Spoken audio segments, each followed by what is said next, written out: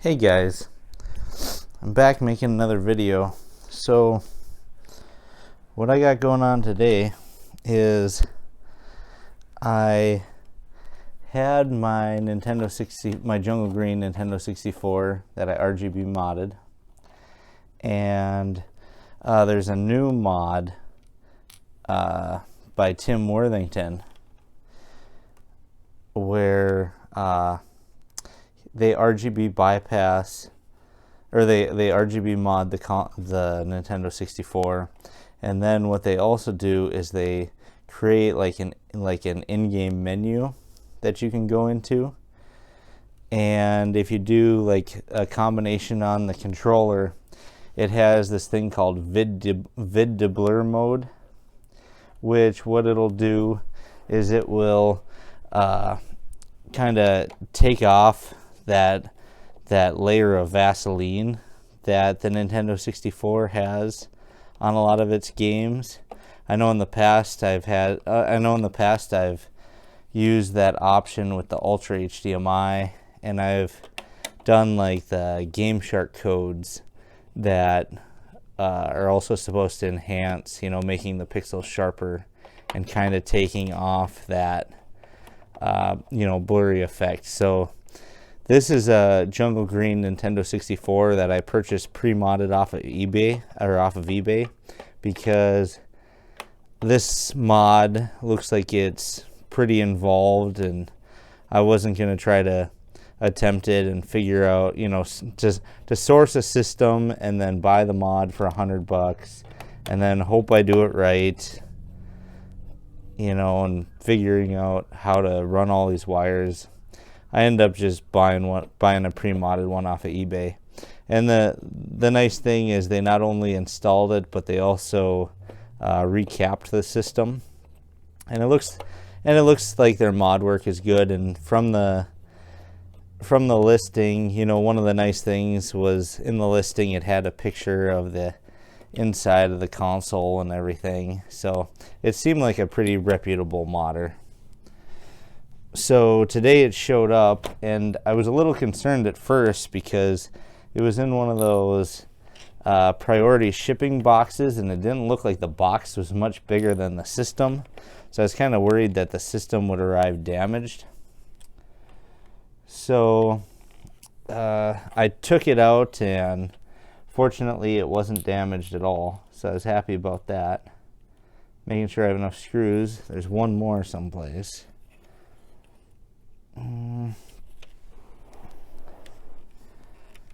Let's see, there it is. So what I'm doing now is the one that I had, or the one that I modded myself, the shell is in not a lot better, but it's in better condition than the one that arrived. So I'm just swapping the shells right now.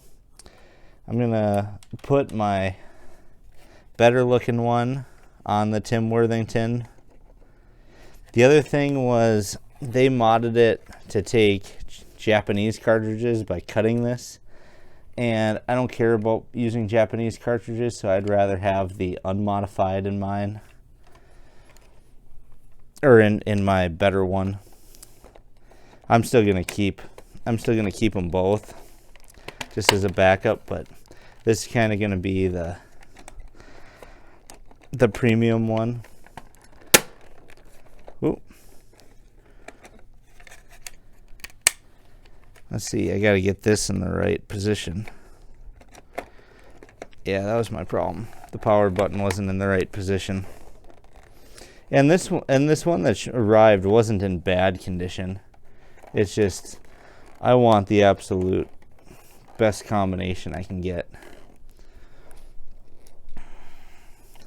I'm gonna swap these bottom things too.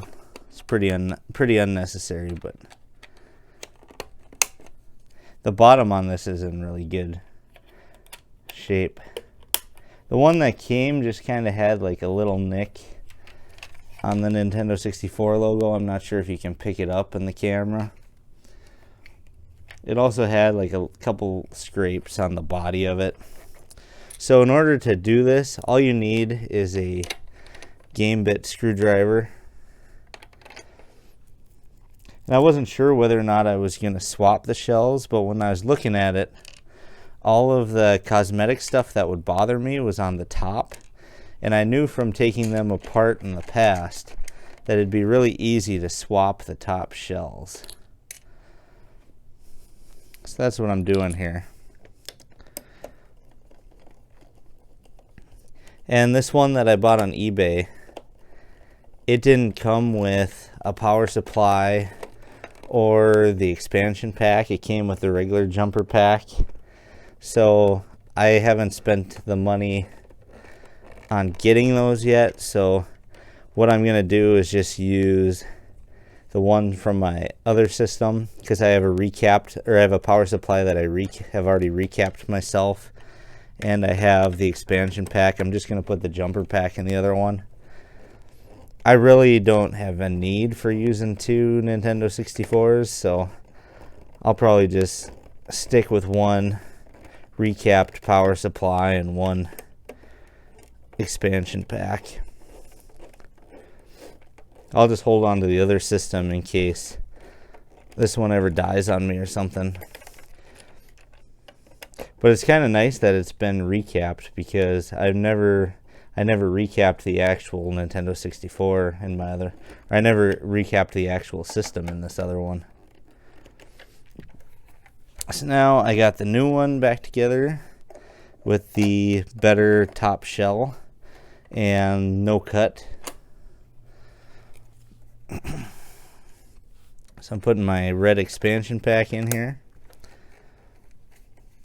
Beautiful. So now the Tim Worthington one and the recapped one has got the cleaner shell on it. So now I'm just going to put this other one together. And quite honestly, I kind of know what the outcome is going to be. I mean, it's going to look better. Is it going to look noticeably better? I'm not sure. I must have a screw somewhere, because I am missing one. Because quite honestly, the Nintendo 64, and kind of the reason I got rid of my Ultra HDMI, is at the end of the day, no matter how much money you throw at the Nintendo 64, it's not going to look that great. Oh, I do have all the screws. It's just kind of a system where you got to understand that the games look the way they look. I mean, everything you do, will make it look a little bit better, but the games just weren't. It was just kind of in this weird place between 2D and 3D, where the games just don't really lend themselves to looking that great most of the time. But the cool thing about this Tim Worthington one is now I have a lot of versatility in this system, because this system, has the RGB mod, which is the #1 thing, because Nintendo 64s didn't support RGB. But then it has that deblur mode, which can make games look better, which is something that the Ultra HDMI has, but the RGB mods by Voltar and Retrofixes and stuff don't have the deblur mode. But then the other thing that you can do with this that's cool is you can not only use HD Retrovision component cables for your analog stuff, but you can also use the Rad2X to line double to get HDMI out of it. So when you do that, this probably isn't going to look quite as good as an Ultra HDMI modded Nintendo 64, but it's going to look pretty darn close, and it's going to have the versatility of being analog, or supporting analog over component and SCART, in addition to being able to do HDMI. Where if you have an Ultra HDMI, you can hook it up to flat screens, but you're kind of screwed as far as hooking it up to consumer CRTs or PVMs. So when you take this and pair it with a RAD2X and HD Retrovision component cables, which I already have the HD Retrovision component cables, I have the RAD2X cable on pre-order because they're not actually out yet. But I'm thinking when you combine that stuff, this will end up being, you know, the most versatile way to play your Nintendo 64.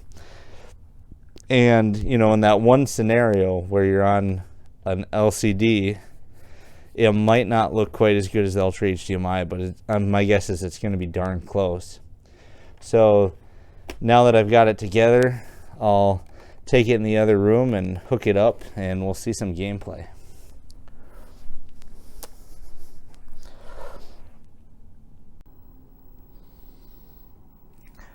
So now that I've had a little bit of time with it, I thought I'd make a video showing some gameplay of the 64.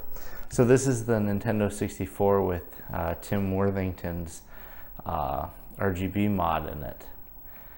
And earlier in the video, when I was swapping the shell, I was kind of talking about like an on-screen menu, and I guess there's not an on-screen menu. I guess it's just button combinations that toggle the vid to blur and toggle the increased color gamut and do the in-game color reset. So here I'll kind of show an example. So this is GoldenEye 64. And if I do start Z, R, and left C, it turns off vid to blur. If I do right C, it turns it on. If I do up, it'll change the color spectrum. If I do down, it'll turn it off. And I noticed that like the color spectrum, I'm not sure if you guys are picking it up on camera, but I can actually pretty noticeably see that. Actually, I think I prefer having it on. And if I pause it, you can kind of see it here. Oh. You can kind of see it here if you look at the corners of the screen. So there is with it off. And then if I do that, it's with the advanced color gamut on. So that's off, that's on.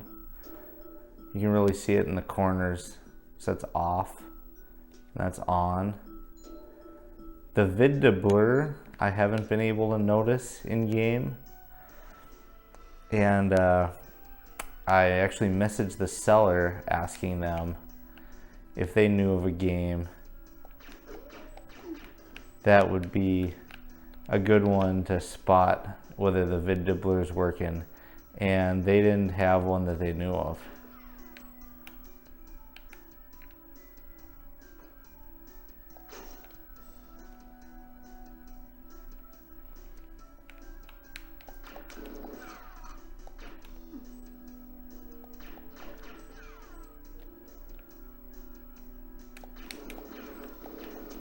Ooh, I haven't played this in a long time. This is not easy. Oh, there's a guy. There we go.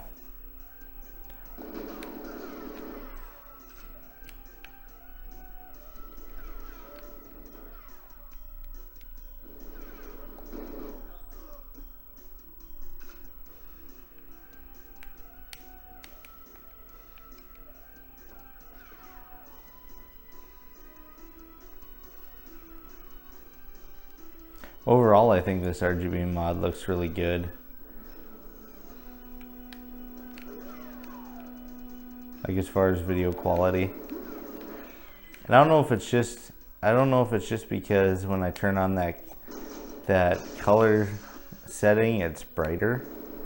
I mean, that probably helps a lot in GoldenEye, because GoldenEye is a very dark game, traditionally.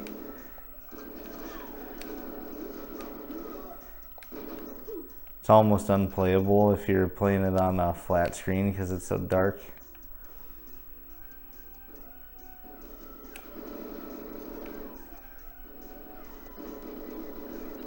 There we go. So let's try another game. The other thing is the seller put a blue LED in there, which I think looks pretty cool.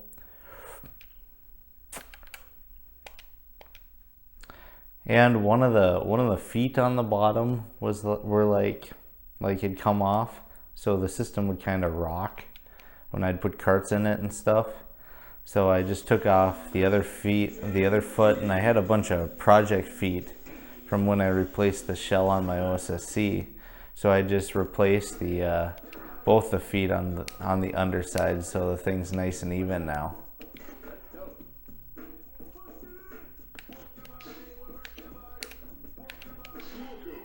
I used to play this game a ton as a kid. I'm not nearly as good at it anymore, but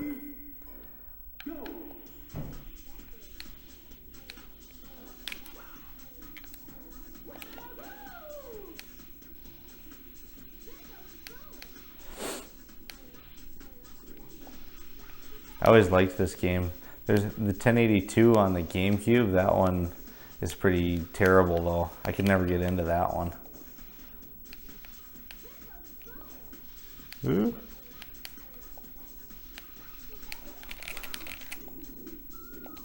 Ooh.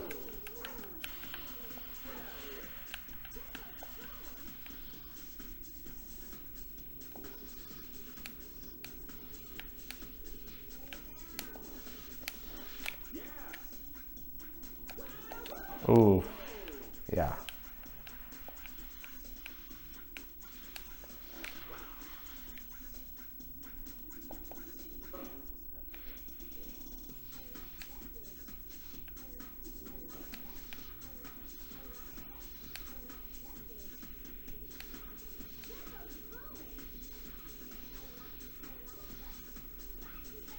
Well, they're doing tricks. There's actually a way that you can jump off that ledge at the bottom and actually end up through the top of the sign at the bottom. I've done it like a couple times.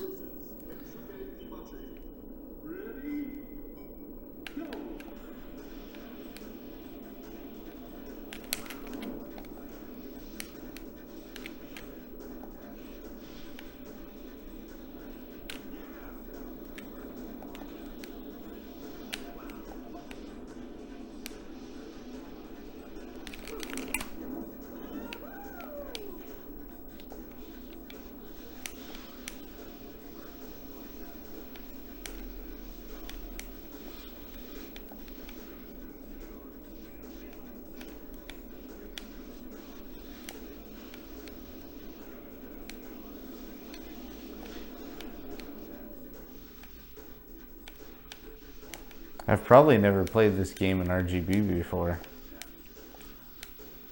I always played it in composite back in the day.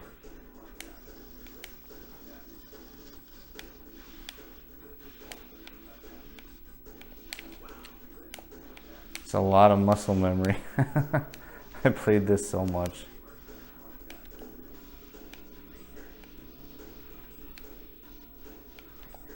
Oh.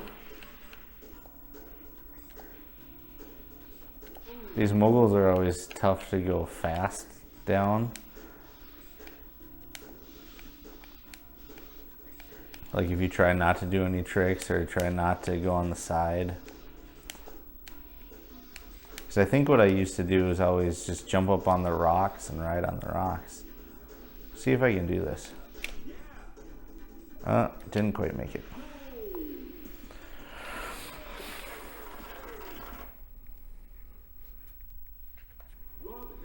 So this is Super Retrocade. This is my Tim Worthington Nintendo 64 RGB.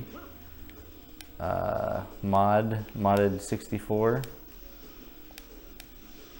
and I don't know if it's really worth the price beyond just RGB modding in 64, since that's super cheap to do, and that's like $30 if you know how to solder.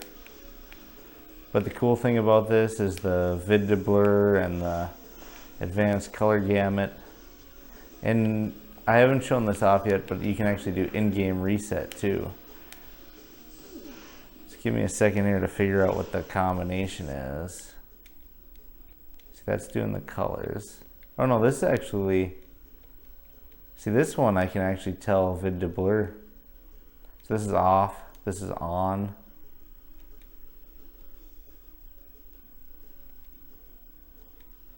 Off, on, off, on.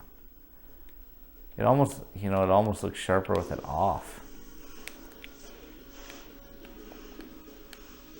Let me try that again. This is on.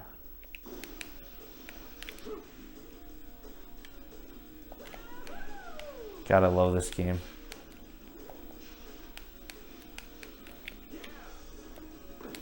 Ooh.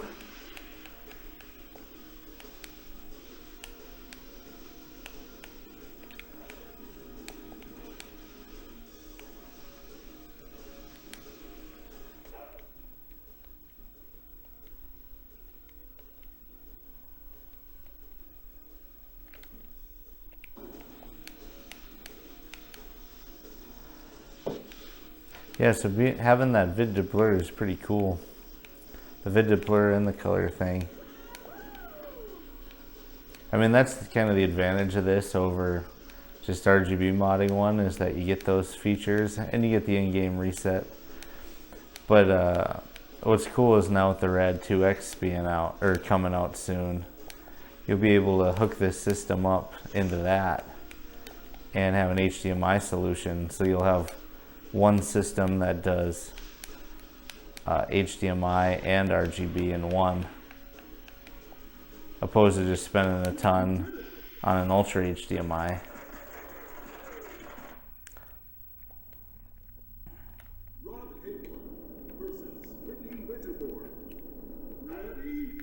Let's see, I'm trying to figure out.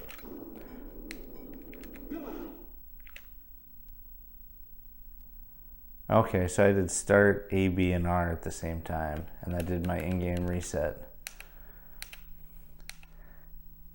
I'm gonna try WCW.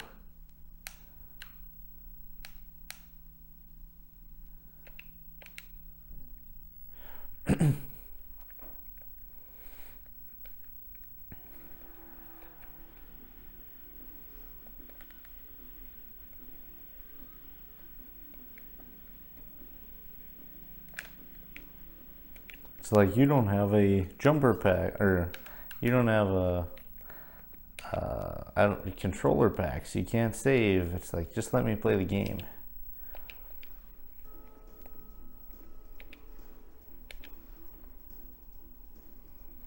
Human versus computer, let's do it. I'm Sting as always, and I want to go against, let's go against Hogan, Hollywood Hulk Hogan.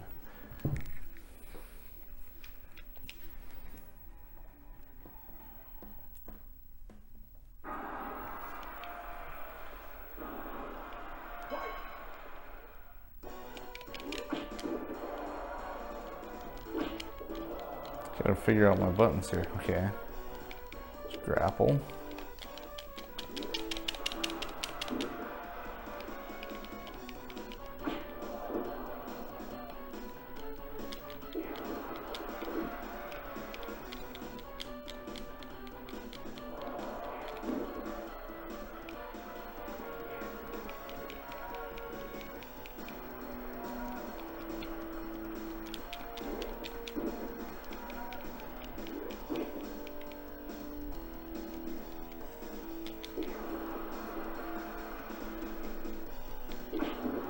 Woo, baby.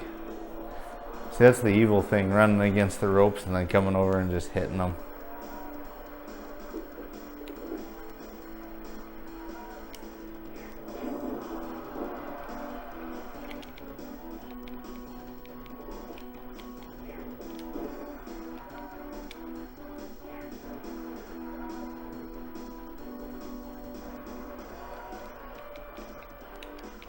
Oh, you can grab them too, throw them into the ropes.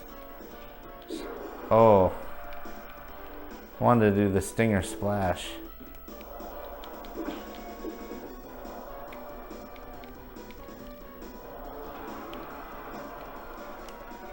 One, two, three, four, five.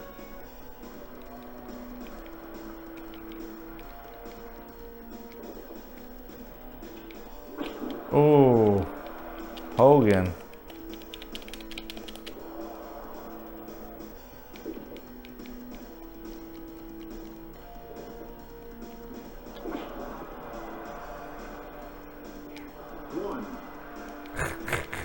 That's the funny thing, if they're on the ground and you jump at them, it doesn't do anything. 5, 6. Trying to figure out how to do the stinger splash. There we go.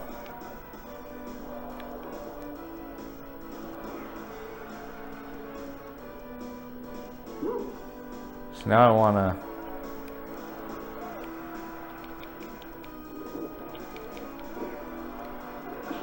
Dang it, since my special's gone.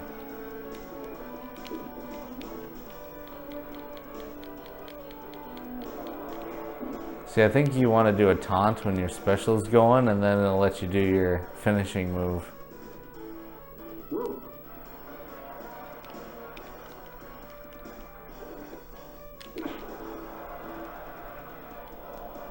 One, two, three, four, five, six, seven, 8, 9, 10.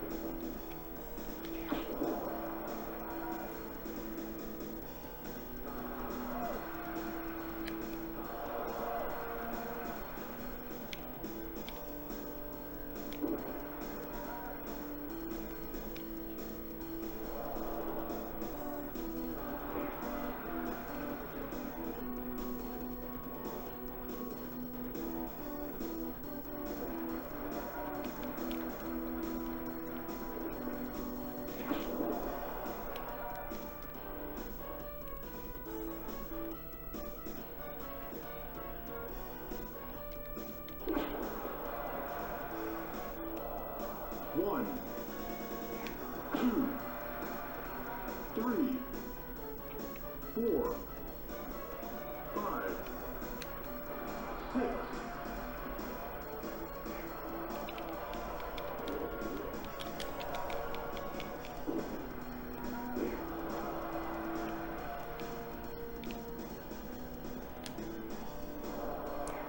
So now I'm going to come around here and do my Scorpion Deathlock. This should finish him.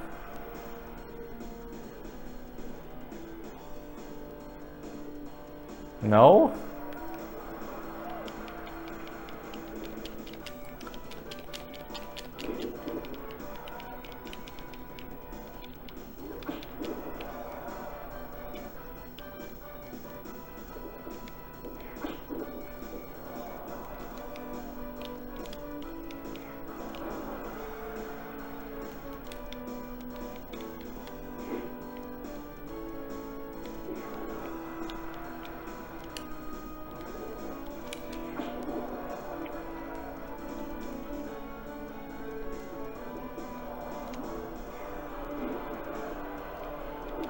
Ooh.